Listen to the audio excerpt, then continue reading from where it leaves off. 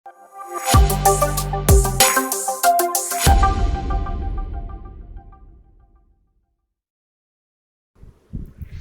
everyone, welcome back to the Jha Junction once again. So, first of all, wishing all of you a very happy Environment Day and why it is necessary to celebrate. I don't think कि ये अभी हमें explain करने की ज़रूरत है in 2020. So ये तो हो गया बेसिक सा इन्वायरमेंट के बारे में जो भी. सो न्यू कोर्स जो इन्वायरमेंट के प्रीवियस कोर्स हमने पहले ही लेसन में कंप्लीट कर चुके हैं, तो आप प्लेलिस्ट से वो भी देख सकते हैं. सो राइट नाउ आज मैंने ये न्यू कोर्स लाया है हायर एजुकेशन के बारे में. तो हायर एजुकेशन में जो न्यू टॉपिक है अपना एशियन हायर एजुकेशन सिस्टम, जो कि न्यूली इंक्लूड किया गया है.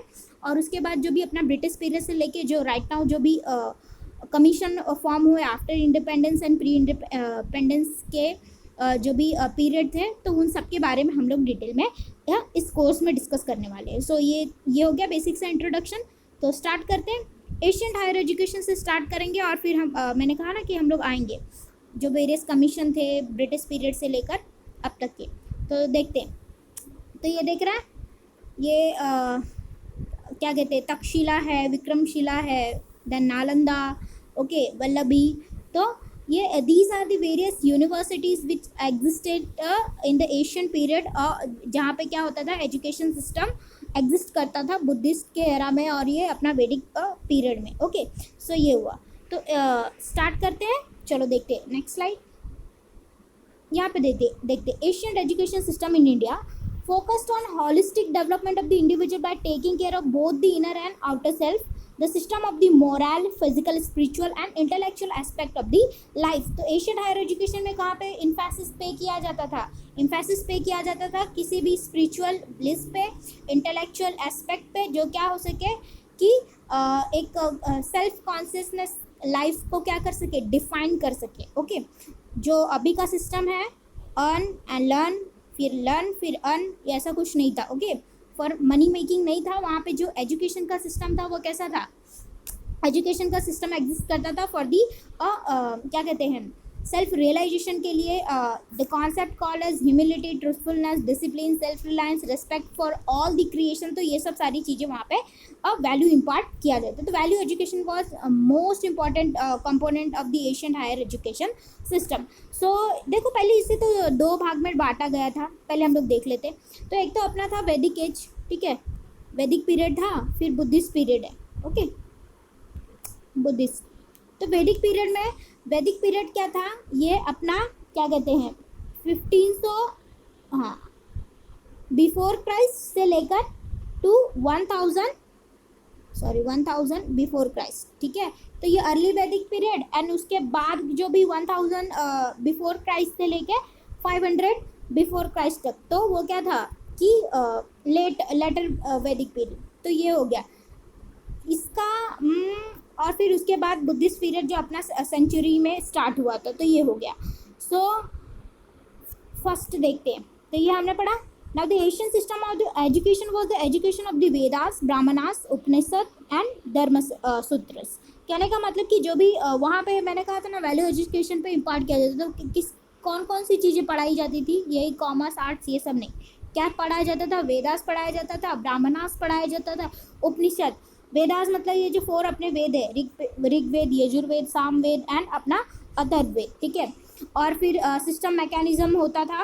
एंड उपनिषद में क्या होता था कि उपनिषद में जो भी इंटेलेक्चुअल ब्लिस का और फिर जो भी जो स्टोरीज होते थे, मोरालिटी, तो ये सब वहाँ पे इंक्लूड होते हैं. धर्मसूत्र मतलब क्या, मतलब कि कौन से मैनुअल में ह्यूमन बींग्स क्या करेंगे, एग्जिस्ट करेंगे, कौन कौन सा उनका ड्यूटीज़ होगा, रिस्पॉन्सिबिलिटी होगा, तो ये यहाँ पे डिस्कस किया गया था. Now next is what distinction was drawn between the shastras and काव्य. काव्य होता था इमेजिनेटिव एंड क्रिएटिव लिटरेचर, हम सबको पता है ये कविता वगैरह से related. Now source of the learning were drawn from the various discipline such as itihasa, history, ठीक है, anvikshiki, logic, mimamsa, okay, interpretation. Okay, तो ये सब चीज़ें यहाँ पे क्या किया जाता था, पढ़ाया जाता था. शिल्प शास्त्र पढ़ाया जाता था, अर्थशास्त्र, पॉलिटी. ओके, मतलब वो टाइम पे राजा सिस्टम होता था, तो मतलब राजा को कैसे क्या करना चाहिए कि कैसे कोड ऑफ कंडक्ट के साथ पूरे अपने किंगडम का पूरा इनहांस करना चाहिए वो. एंड फिर various subject called as such as agriculture, trade, commerce, animal husbandry and dhanurvidya जो आर्चरी है। ओके, तो ये सारी चीज़ें इंक्लूडेड थी at that time of the education system. इतना समझा? तो यही था।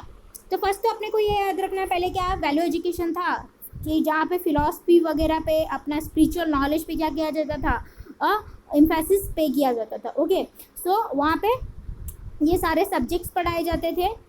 और फिर नेक्स्ट स्लाइड, वेट, देखते हैं। Now the ancient India, both formal and informal way of the education system existed. Indigenous education was imparted at the home in temple, pathshalas, schools, chatuspadis and gurukul। मतलब क्या, वहाँ पे formal way भी था और informal वे भी था। Informal मतलब क्या कि टेम्पल में जाके किसी गुरु से पढ़ना, फिर पाठशाला वगैरह होती थी तो वहाँ पे पढ़ाया जाता। और गुरुकुल होते थे जहाँ पे क्या होता था, वो गुरु का आश्रम होता था जहाँ पे वो अपने फैमिली के साथ रहते थे जो साधु संत, और वहाँ पे उनके शिष्य भी एग्जिस्ट करते थे जो उनके साथ रहकर वहाँ से शिक्षा ग्रहण करते थे। इतना इतना समझा ना। Women too had access to the education during the early Vedic period. Very important point कि वैदिक पीरियड में ऐसा नहीं था कि वुमेन को एजुकेशन नहीं दिया जाएगा। एट दैट टाइम क्या थे कि बहुत ही बड़े जो वुमेन थी वो बहुत ही स्कॉलर थी। For example Maitreyi, Vishambara, Apala, Gargi and Lopamudra, to name a few. ठीक है, तो वैदिक पीरियड में ऐसा कोई डिस्क्रिमिनेशन नहीं था वुमेन के साथ कि उन्हें एजुकेशन नहीं दिया जाएगा। ओके, ये लेटर ऑन एग्जिस्ट किया, जो भी ब्रिटिश पीरियड, मुगल पीरियड ये आया वहाँ पे। एशियन टाइम में ऐसा कुछ नहीं था। तो ये मैत्रेयी, गार्गी, ये सब लर्न रख लेना, ये भी पूछ सकता है। Wait, next slide. सी, ये भी पूछ सकता है कि विच of the ancient women was means scholar of the Asian time, तो ऐसा हमें बताना पड़ेगा। तो ओके, तो ये हो गया। तो ये गार्गी थी, और ये मैत्रेयी क्या कहते हैं अपना, उनकी याज्ञवल्क्य की पत्नी थी कात्यायनी के साथ। फिर अपाला, ये ऋग्वेद में इनका वर्णन है। तो ये सब लोपामुद्रा, ये ऋषि अगस्त्य की पत्नी थी। तो ये सब था। तो ये सब आप लोग मतलब ये बस नाम याद रख लेना, इतना डीप में जाने का जरूरत नहीं है ना। 4 Vedas such is Rigveda, Samaveda, Yajurveda and Atharvaveda. भर भर के क्वेश्चन आया था दिसंबर में। ओके, तो हमें भूलना नहीं है। तो सी, फर्स्ट ऋग्वेद की बात करते तो ऋग्वेद में क्या बताया गया था। ऋग्वेद क्या है कि ये अपना first testament of the Mankind है। मतलब क्या, ह्यूमन के एग्जिस्टेंस को, ह्यूमन के फिलॉसफी को बताने वाला ये क्या है, ऋग्वेद पहला ऐसा वेद है, वेरी ओल्डेस्ट है। ओके, तो जहाँ पे क्या थे, ये ऋग्वेद में क्या है, 1028 की क्या है, हेम्स है, जो क्या है अपना ये भजन और स्रोत कहते हैं ना वो। फिर उसके बाद आता है सामवेद। तो सामवेद में क्या है, इंडियन म्यूजिक से रिलेटेड है। ओके, म्यूजिक से, एस फॉर सारेगामा और एस से अपना म्यूजिक याद रख लेना। Third is Yajurveda. तो यजुर्वेद क्या है, बुक ऑफ सेक्रीफाइस प्रेयर, जो भी अपना क्या कहते हैं कि जो भी संस्कार वगैरह होते हैं तो वो वहाँ पे होता है। Okay, now Atharvaveda is related to something magic. Okay, पुराने ज़माने में होता था ना ये जादू वगैरह, फलाना ढिमकाना, तो वो सब के बारे में। तो ये हो गया। तो ऋग्वेद वेरी इंपॉर्टेंट है। तो ये था। नाउ नेक्स्ट इज, मतलब 10,000 के ऊपर ही इसमें मंत्र थे पूरे। तो ये हो गया। Now next is what, see many monasteries, viharas were set up for the monk. Around these viharas other educational center of the higher learning developed, which attracted the student from the China, Korea, Tibet, Burma, Nepal and other distance countries. मतलब अपना Asian education इतना क्या कहते हैं develop था, इतना evolve था कि जहाँ पे क्या करते थे, फॉरेन से ही इंडिया में आते थे पढ़ने के लिए। अब क्या करते हैं, यहाँ से जाते, चाइना से, कोरिया से, तिब्बत से, बर्मा मतलब ये म्यांमार जो है ना वो, ना नेपाल, तो ये वेरियस कंट्री से क्या करते थे, शिक्षा के लिए यहाँ पे आते थे। As a result many famous educational centre came into existence among the most notable university that involve during this period were situated at Taxila, Nalanda, Valabhi, Vikramashila, Odantapuri, Jagaddala and Mithila. Very very very important. ये सारे चीज़ के हर बार मैंने कहा ना, पिछली बार दिसंबर भर भर के क्वेश्चन यहाँ से आया था, तो ये हमें भूलना नहीं है। ओके, तो ये हुआ। नाउ मॉनेस्ट्री मतलब क्या, मॉनेस्ट्री मतलब कि ये विहारा है। मॉनेस्ट्री मतलब कि जहाँ पे जो मॉन्क होते हैं ना, बुद्धिस्ट मॉन्क, वो क्या कहते हैं अपना शिक्षा ग्रहण करते हैं। ओके, तो ये हो गया। तो वेट, एक बार क्विक में रिवाइज कर ले क्या हमने पढ़ा। पहले तो हमने यही पढ़ा कि पहले जो एशियंट हायर एजुकेशन था उसमें क्या करते थे, वैल्यू एजुकेशन को इंपॉर्टेंस दिया जाता था, और truthfulness, humility, discipline, self Reliance, respect, ये सारे वैल्यूज थे। ओके तो क्या क्या किसकी किसकी शिक्षा होती थी, वेदास, ब्राह्मणास, उपनिषद एंड धर्मसूत्रा। देखो उसके साथ में सिक्स दर्शन जो थे अपने, ये अपना न्याय, वैशेषिक, सांख्य, योग, मीमांसा, वेदांता, तो ये सारे दर्शन शास्त्र भी वहाँ पे पढ़ाए जाते थे, ये सब भी याद रखना, ठीक है। तो ये हो गया। नाउ फिर उसके बाद जो अदर सब्जेक्ट जो टीच होते थे, ये यहाँ हमने दिखा है, हिस्ट्री, मीमांसा, अर्थशास्त्र, फिर शिल्पशास्त्र, ये सब। नाउ फिर हमने क्या देखा, फिर हमने देखा कि गुरुकुल सिस्टम होता था, जहाँ पे गुरु के पास जाके क्या, पहले उनका उपनयन संस्कार होता था, ये भी याद रखो, और वहाँ से फिर वो क्या होते थे, गुरुकुल में फिर प्रवेश लेते थे और वहाँ से शिक्षा ग्रहण करते थे। और शिक्षण ग्रहण करने का मतलब कि वोकल ही होता था, मतलब कि गुरु जो भी निर्देश बताया करते थे उसके बेसिस पे क्या करते थे, जिससे वो शिक्षा ग्रहण करते थे। सो बेसिक स्ट्रक्चर यही था कि श्रवण के थ्रू, मनन के थ्रू, निध्यासन के थ्रू, श्रवण मतलब सुनकर, मनन मीन्स एनालाइज करके, ओके, तो ये सब फॉर्म थे उसके। सो फिर यही जो वेरियस कंट्रीज से आते थे, चाइना, कोरिया, और ये सब याद रख लेना, बस यही था बेसिक सा अपना।